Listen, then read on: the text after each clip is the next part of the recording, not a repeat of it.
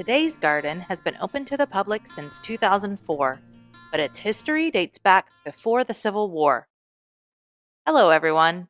Welcome to A Garden a Day with Maidenbrook Gardens, where we explore the world one garden at a time. Today is October 16th. Today we're exploring Hills and Dales Estate in LaGrange, Georgia. Sarah Farrell began planting this garden in 1841 with boxwoods to develop a formal boxwood parterre garden. She included religious motifs throughout her garden and used locally quarried stone to build walls and create walkways. She included an herb garden and planted exotic plants, including some mentioned in the Bible. She fashioned her boxwood plantings to spell out God in one area and God is love in another. One area of the garden was planted as an outdoor sanctuary. Those elements of the garden are still visible today. Mrs. Farrell named her garden The Terraces, and it received national acclaim, being written about in a number of publications. She opened her garden to the public and continued to garden until her passing in 1903. 5 years later, her husband died, and the property was purchased by Fuller and Ida Calloway in 1911.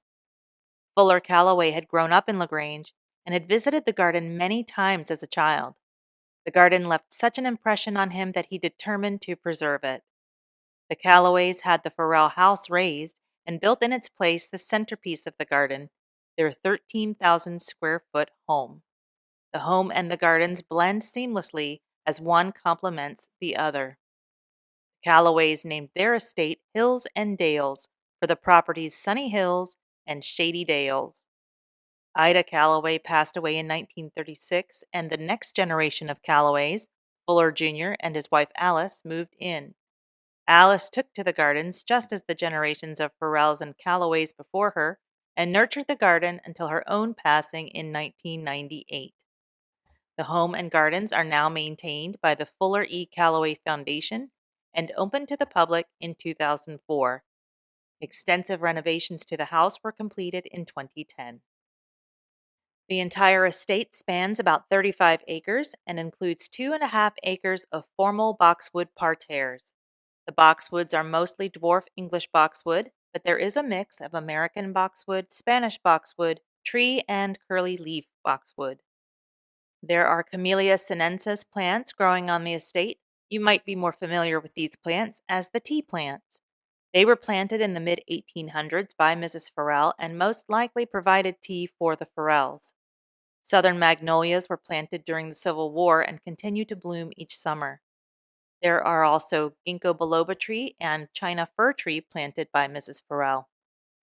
Camellias were added to the garden by Ida Calloway, and saucer magnolias were added by Alice Calloway. There is also a greenhouse with several varieties of orchid, a collection of maidenhair ferns, and calla lilies. With its location and climate in Georgia, the garden has the benefit of offering blooms all year round. The estate offers quest field trips to provide an opportunity for 5th grade students to learn history, science, and math through hands-on garden experiences. They also offer a traveling classroom for garden clubs, church groups, and other community groups. The garden offers several popular annual events, including a picnic in May, children's programs all summer, stories in the garden in the fall, trick-or-treating for Halloween, and a Christmas celebration for children. From July to February, the estate is open Tuesday to Saturday from 10 a.m. to 5 p.m. From March to June, they stay open until 6 p.m. They are closed on major holidays. Guided tours of the house and self-guided tours of the gardens are available. Well, that's about it for today's garden visit. Join me here tomorrow to find out where we're going next. As a reminder, you can subscribe, like, or follow this podcast at any of the podcast listening places.